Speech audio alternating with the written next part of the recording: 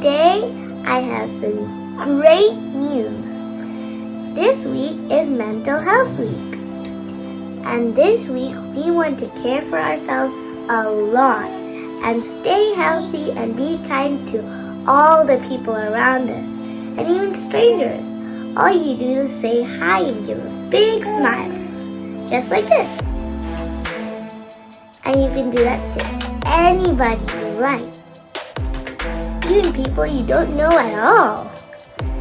I'm going to explain to you some things you can do to all the people you know. The first thing you could do to someone that you really know is give them a bright smile and a great big hug.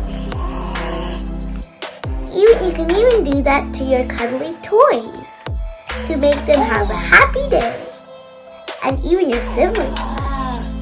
I have a little sister and one main thing about Mental Health Week is to understand other people's feelings and even people all around you, including neighbors, your friends, family, and whoever you live with.